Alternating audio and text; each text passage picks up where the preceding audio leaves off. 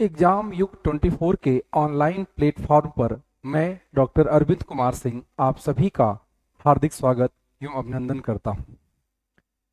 जैसा कि आपसे कहा था आज शाम के प्रैक्टिस में ही कि कुछ प्रॉब्लम की वजह से वो डेमो नहीं बन पाया था, वो अब रात में बन करके तुरंत अपलोड होगा। और हालांकि आप लोगों ने कहा सर अब जो है कि डेमो मत दीजिए, डेमो हमें पता है आपका, पूरी क्लास दिखाइए। तो जरूर कल दोपहर में सैंधु सभ्यता से शुरुआत करूंगा। हालांकि आपकी बड़ी इच्छा है उसको फिर से जानने की, इस वजह से ठीक है, तो चर्चा कल दोपहर में होगी। हालांकि आज एक छोटा सा टॉपिक है, ब्रिटिश काल में शिक्षा का विकास। ब्रिटिश काल में शिक्षा का विकास, ये पॉइंट है। आइए देखते हैं जरा कितने आसानी से, कितने सरल तरीके से, बिल्कुल मतलब हंसते हंसते आपको जो प्रारंभिक जो विकास का जो क्रम है वो कैसे याद होगा, जरा देखते हैं। देखिए एक स्टेटमेंट लिखा हुआ है, बस ऐसे आप इसको समझिए। लिखा है, मदरसे से कमल ने एमबीए कर। कहां से एमबीए किया कमल ने? कमल ने मदरसे से एमबीए किया है, ध्यान रखिएगा। कहां से किया है इन्होंने? यस को इधर कर देते, यस। चलिए, तो मदरसे से कमल ने एमबीए कर लिया भाई, सिंपल सा स्टेटमेंट है। कमल एमबीए कहां से कर रहा है? मदरसे से कर रहा है। उसके बाद उसने क्या किया? संस्कृत कॉलेज और हिंदू कॉलेज में एडमिशन लिया। पहले उन्होंने, कमल ने पहले क्या किया? पहले कमल ने मदरसे से एमबीए कर लिया, ठीक है, और उसके बाद उन्होंने संस्कृत कॉलेज और हिंदू कॉलेज में एडमिशन लिया। बस ये स्टेटमेंट है। अब जरा सा समझिए आप यहां पे जैसा कि आपको पता है 1764 बक्सर का युद्ध, ब्रिटिश सरकार का भारत में वास्तविक विजय है। इस विजय के बाद ये डिसाइड हो गया कि कौन भारत में शासन नहीं करेगा, इट मीन्स कौन शासन करेगा। और आपको पता है कि 12 अगस्त 1765 और 16 अगस्त 1765 को इलाहाबाद की दो संधियां हुई। उस संधि के बाद अंग्रेजों को बंगाल, बिहार, उड़ीसा की दीवानी मिल गई। और आप जानते हैं 1765 लेके 72 तक द्वैत शासन, उसके बाद फिर वारेन हेस्टिंग आता है, पंचसाला व्यवस्था, एक साला व्यवस्था, वो तमाम चर्चा हम लोग अलग सेक्शन में करेंगे। अब चूंकि अब ये शासन प्रशासन में सीधे इनका डायरेक्ट इंटरवीन हो गया, किसका? ब्रिटिश सरकार का। तो इसके लिए क्या चाहिए उनको? अब चाहिए कि भारतीय कानून कैसा है, भारतीय समाज कैसा है, भारतीय धर्म कैसा है, भारतीय संस्कृति कैसी है, भारतीय समाज के लोगों का नेचर कैसा, हर चीज जानना चाह रहे थे वो। अब ये जान कैसे पाएंगे? ये जानेंगे भारतीय पुस्तकों से। और भारतीय पुस्तक किस भाषा में थी? संस्कृत में। तो ऑब्वियसली प्रश्न अब यही उठता है कि इस संस्कृत भाषा का अनुवाद अंग्रेजी में किया जाए, तभी तो हम जान पाएंगे, तभी हम समझ पाएंगे कि, तभी हम ये जान पाएंगे कि भारतीयों के नेचर क्या है, कानून में क्या उनका कानून, मतलब क्या नेचर है कानून का, उनके क्या धर्म का नेचर है, क्या समाज का नेचर है, क्या कला का, क्या संस्कृति का, क्या रहन सहन, क्या खान पान, इन सब को अगर जानना है। अगर कोई व्यक्ति हमारे ऊपर शासन करना शुरू कर रहा है, तो अगर वो हमारे बारे में जान लेगा तो और अच्छे से कर पाएगा ना। इन्हीं सब उद्देश्यों से उन्होंने क्या शुरू किया था? एशियाटिक सोसाइटी की स्थापना किया। कहां पे? कलकत्ता में, उसके बाद मुंबई में, उसके बाद लंदन में। लगातार देखिए प्रयास कर रही है ब्रिटिश सरकार कि भारतीयों की मानसिकता को समझा जाए। इसी क्रम में आइए देखते हैं जरा सा। चलिए, तो अब आप यहां पर देख लीजिए, मदरसा लिखा है ना, तो सबसे पहले 1781 ईस्वी में, कब? 1781 ईस्वी में वारेन हेस्टिंग ने क्या करवाया? कलकत्ता में एक मदरसा की स्थापना वारेन हेस्टिंग्स ने स्थापना करवाया। कहां पे करवाया था? कलकत्ता में, ठीक है। याद करना बड़ा आसान है, क्योंकि आप अगर देखिए तो इनका विजय विस्तार कहां शुरू होता है? इनका विजय विस्तार कलकत्ता शुरू होता है। तो ऑब्वियसली आप कह सकते हैं कि जब इनका विजय विस्तार यहीं से हो रहा है तो यहीं से ये लोग शुरू किए होंगे, आसानी से आप बता सकते हैं। ठीक है, तो वारेन हेस्टिंग ने कलकत्ता यानी मदरसे की स्थापना कर रहा है। अब यहाँ पे देखिए लिखा है ना कमल, कमल, जरा समझिए यहाँ पे, बहुत आराम से प्यार से समझिएगा। देखिए 1784 ईस्वी में कलकत्ता में, 1804 ईस्वी में मुंबई में और 1823 ईस्वी में लंदन में। ये 3 डेट आपको याद रखनी है। देखिए कमल से यहां से ऐसे लिखिए आप, कलकत्ता, कलकत्ता, मुंबई ना और लंदन। यहां क्या स्थापित हो रहा है? एशियाटिक सोसाइटी की स्थापना हो रही है। एशियाटिक सोसाइटी की स्थापना की जा रही है, सोसाइटी की स्थापना की जा रही है भाई। ठीक है, कब कब? 1784 में, 1804 में और 1823 में। अभी इसी बार देखिए ये सवाल पूछा गया है कि बंबई में कब इन्होंने स्थापना किया था। तो बंबई में कब स्थापना किया है, तो ये आसानी से आप यहां पर जान सकते हैं, यहां पे आप देख सकते हैं। ठीक है भाई, यहां आसानी से आप इन चीजों को बड़े ही सरलता से समझ सकते हैं।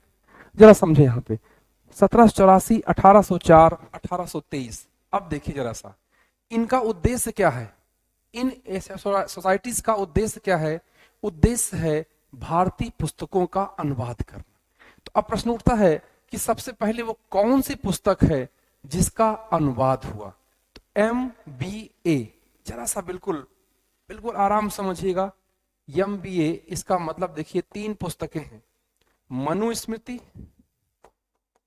मनुस्मृति, दूसरा क्या हो जाएगा? भगवत गीता, भगवत गीता, और उसके बाद तीसरा है अभिज्ञान शाकुंतलम। हालांकि और भी किताबें हैं, उनकी चर्चा हम लोग करेंगे। अभिज्ञान शाकुंतलम, ठीक है। तो मनुस्मृति, भगवत गीता, अभिज्ञान शाकुंतलम, ये 3 किताबों का अनुवाद किया जा रहा है। मनुस्मृति का देखिए अनुवाद कब किया गया? 1776 में किया जा रहा है और 1792 में किया जाएगा। 2 बार किया गया है। अभी दोनों अंतर में समझाऊंगा आपको।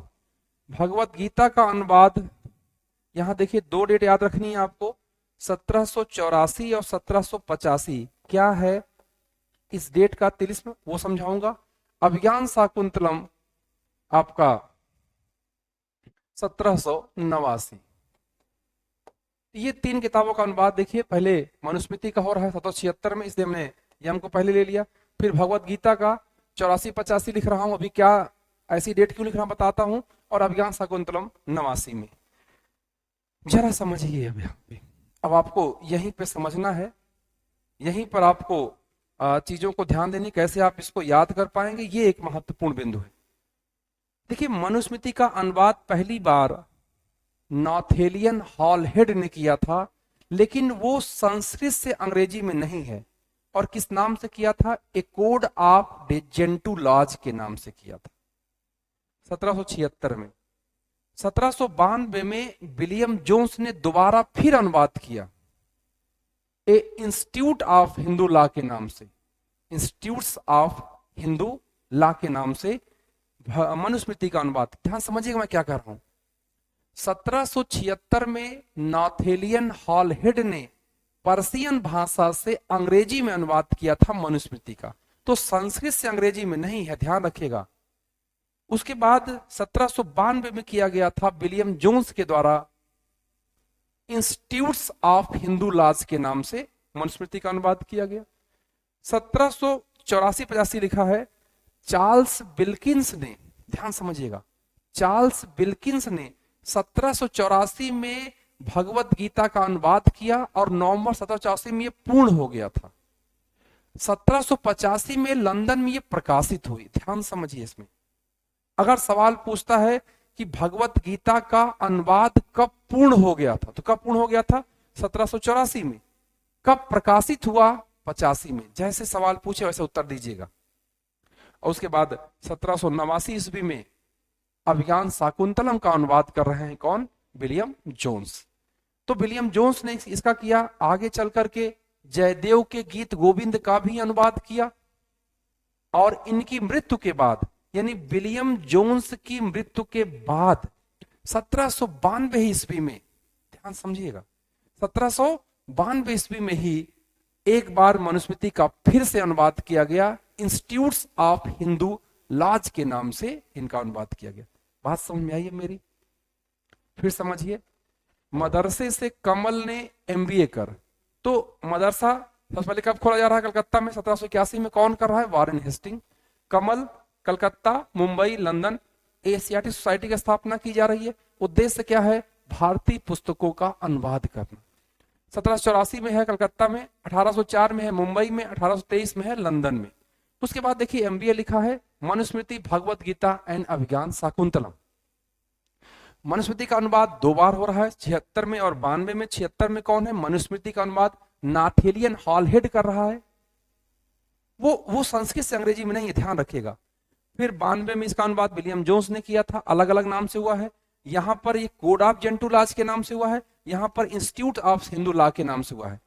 यहां देखिए भगवत गीता का चार्ल्स विल्किंस ने किया, 84 में पूर्ण हो गया, 85 में प्रकाशित हो रहा है।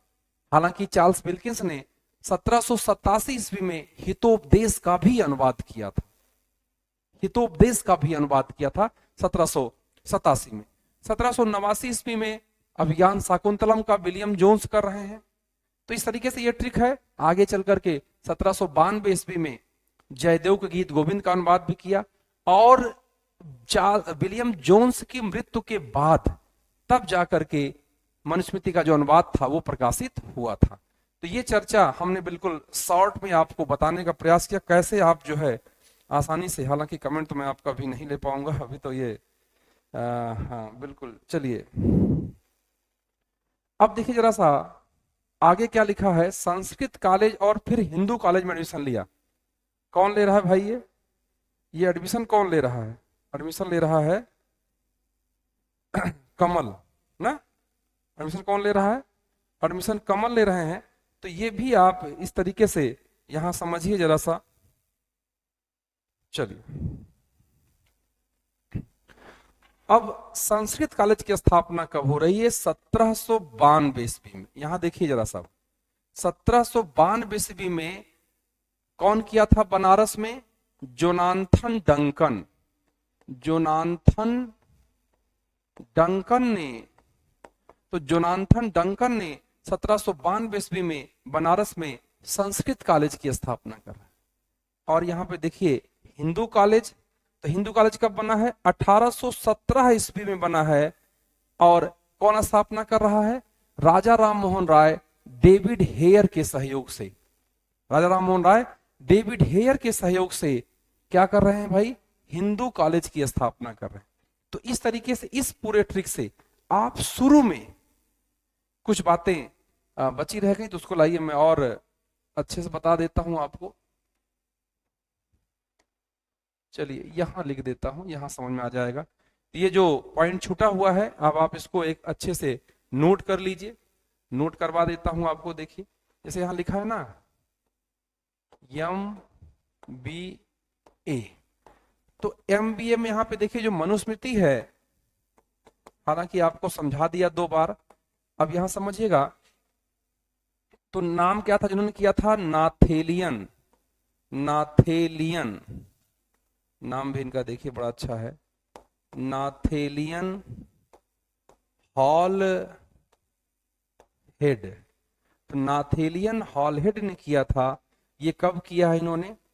ये 1776 में किया है, ए कोड ऑफ जेंटू लॉज के नाम से। ए कोड ऑफ जेंटू लॉज के नाम से किया है, ठीक है। ए कोड ऑफ जेंटू लॉ, ये कब की बात है? 1776 में। अब देख लीजिए यहां पे भगवत गीता का भी देख लीजिए। भगवत गीता का ये क्या है? संस्कृत से अंग्रेजी में कई बार सवाल पूछा गया है। संस्कृत से अंग्रेजी में अनुवादित पहली पुस्तक, संस्कृत से अंग्रेजी में अनुवादित पहली पुस्तक, पहली पुस्तक। तो संस्कृत से अंग्रेजी में अनुवादित पहली पुस्तक कौन सी है?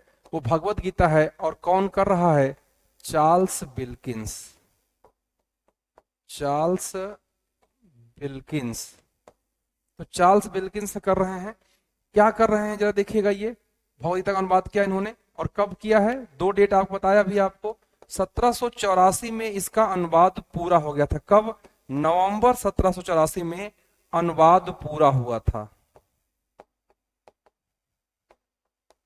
और उसके बाद 1785 में ये प्रकाशित हुई थी।